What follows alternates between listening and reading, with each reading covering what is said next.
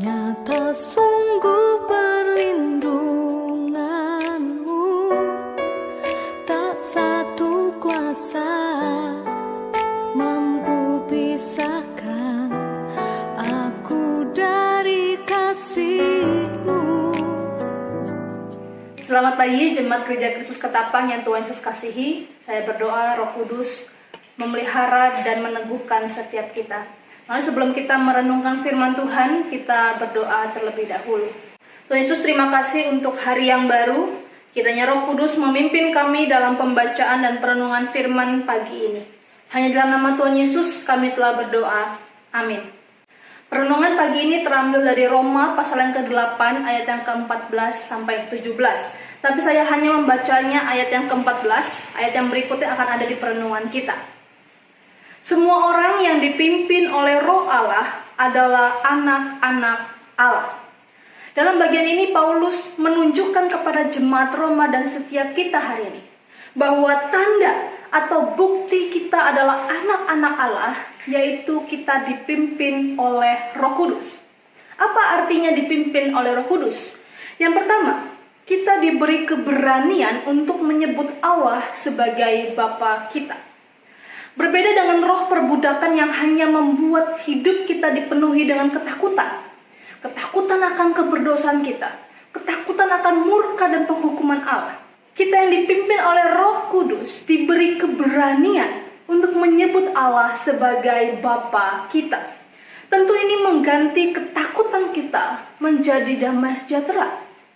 Damai karena kita yang adalah seteru Allah kini telah diperdamaikan dengan Allah lewat karya Yesus di atas kayu salib dan karya pengudusan Roh Kudus.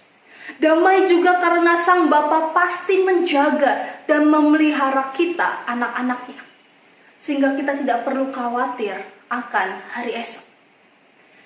Selain memberikan keberanian, yang kedua, Roh Kudus juga memberi keyakinan kepada roh kita. Roh Kudus bersaksi bersama dengan roh kita, roh-roh orang percaya secara terus-menerus.